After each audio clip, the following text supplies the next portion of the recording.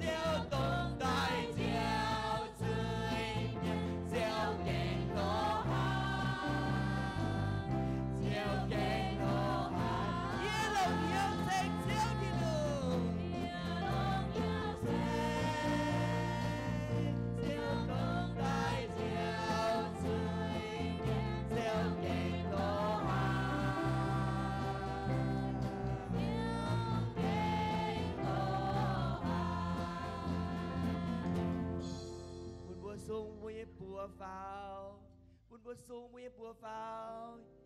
ia lòng hiểu sen,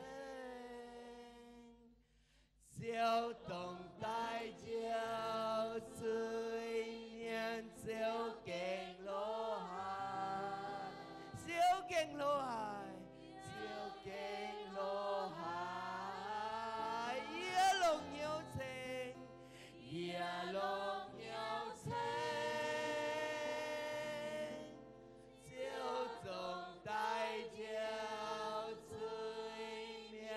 Siêu keng lô hải,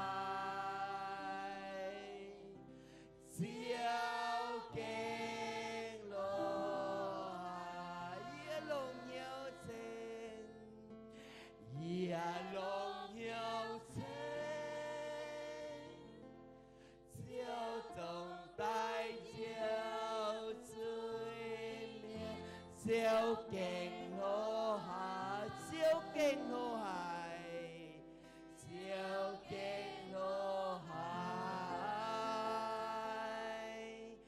ia lòng hiểu sen, siêu tổng tai chiều suy miên, siêu keng lô hải, siêu keng lô hải. Bunyi siêu keng lô hải amen. Bài bùa sen bunyi siêu thiên lô lang chiếu tàu siêu thiên hùng. Buồn bùa chuối chìa bùa anh bền trên bình nhau bùa giảng sen thái siêu thiên hùng. Bùa biển nó nông bùi bùa bền im hoang như bùi. Thiên hùng cáp mây bùa im hoang. Siêu tu cáp trên bùa, siêu tu cáp trên bùa yêu bùa, siêu tu cáp trên mây bùa. Bùi bên hoang tỏi yếm siêu thiên hùng cái nhiều à. Hay là nó siêu tu cáp trên bùa, bùa chọn trên bào này tiêu dùng. Siêu tu cáp trên bùa sẽ con mảng uống quạt phái mảng quạt nó yếm mua dùng sâu dùng sâu yếm hà nôm sâu pin. Siêu tu cáp trên bùa sâu pin yếm hà khoai tao khói quạt nó bùa đại ye bùa miền mùa siêu tu cáp trên bùa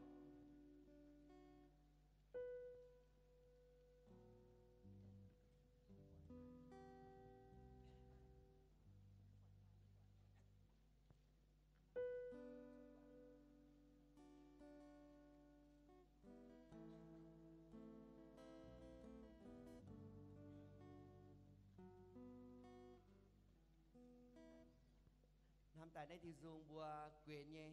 bùa sử bùa túp hoàng yếm bùa nhé điện thoại phải tông bùa bùa hoàng dùng nhé tại là đó à tông mấy bùa túp hoàng tại là đó à tao tiêu dùng hay tao bảo nó khung hay như cái set hăng in hoi chiên miên tai thằng ấy bảo buôn mấy bùa hoàng sao chứ mấy bùa bảo amen được vậy tiêu dùng xe giờ pin nó bằng cắm bùi nhiêu quá giờ mấy pin chiếu tu cặp trên tỏi nó chiếu tu cặp trên bùa chiếu tu cặp trên bùa tỏi miền muối chia quá đứa chỗ miếng chịu quá y bốn ba màng dịp quản bướm sao y bốn tông nhau này quá quá alo màng kia quản mai quá giảng suốt tông tao ở cáo on cò tông bám thì zoom bùa lộn hoàng hay cái set quá in hoi ta thằng này màng quạt niết tu mùn lúa tu hay ổi hoi tăng chỉ mình nó qua hiểu nhung bếm bung thôi lại sen tự nhiên hắn nào bùa yếm phải pin mà như vậy mà chiều tu xuân như chiếu tu cặp trên bùa ok start năm ta mấy bùa bảo chúng quay hay Việt Nam miền mấy bùa hay sao chỉ bùa bảo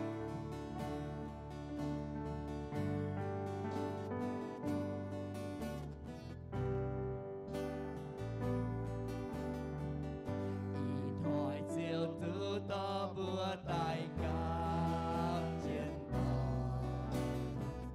choàng chèn chiều sông lánh chia ngang qua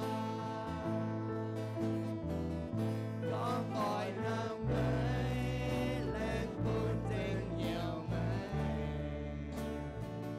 hỏi dừng nhiều cùng năm ấy càng xiết toàn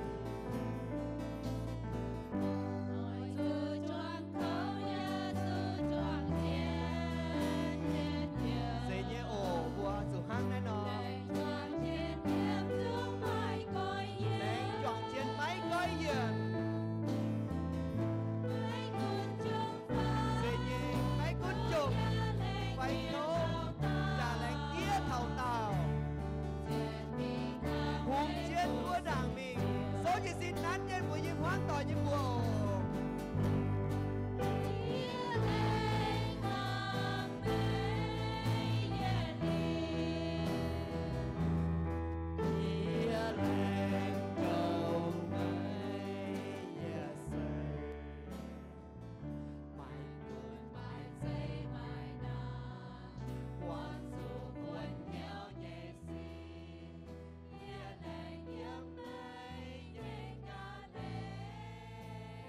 chẳng tỏ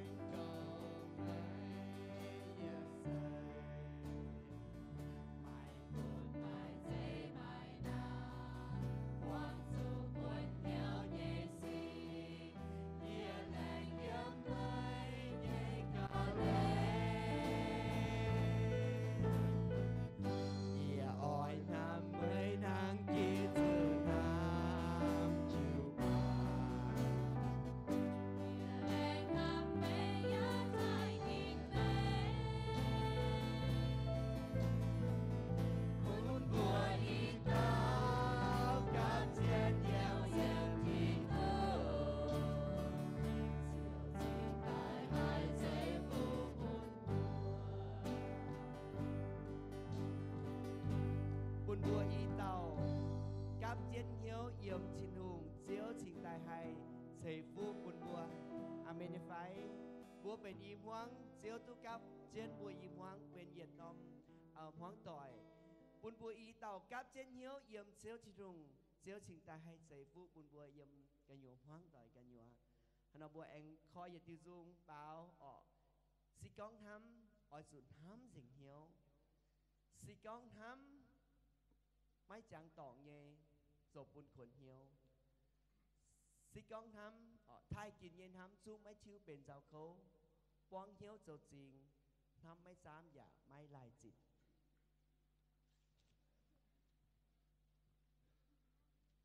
si con thắm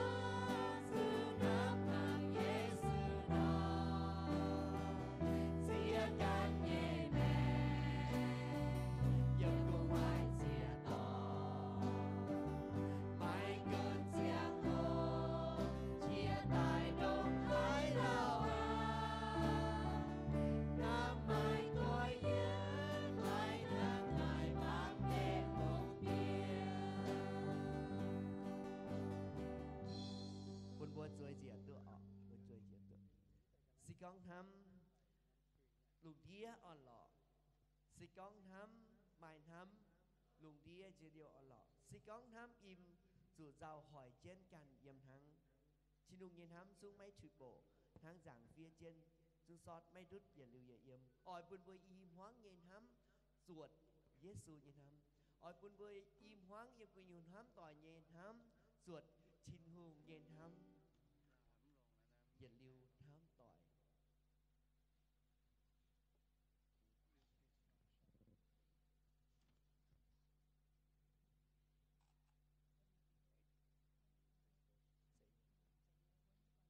bộ ở mày uốn dây còn đô ỏi chủ tiếp Giêsu dầu chiếu ở bùa trình hai mai sang sang mẹ buồn Giêsu dầu chiếu cún buồn hiếu ở anh này nó buồn dây còn đô uốn ở sự uốn yếm chín hùng yếm uốn yếm chiếu Giêsu ở bộ mày uốn dây còn đô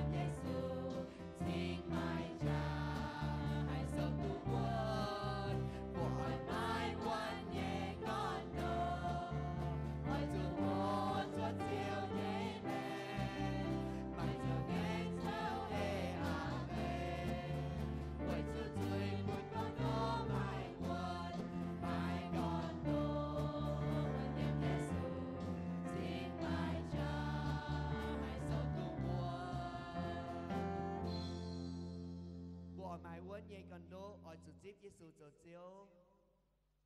bộ ỏi mài uốn như con đô ở chủ tổ kinh sôn hơn hỏi bộ ỏi mài uốn như con đô ở chủ hộ chủ chiếu như mẹ nó bùa rồi đi bài dành thằng này liu bùa y đom đèn chế như bùa mai trắng liền chế y đom ở bùa mai trắng hoàng xuân tô mục sư sán Xuân Tô hay nó có quả Xuân Tô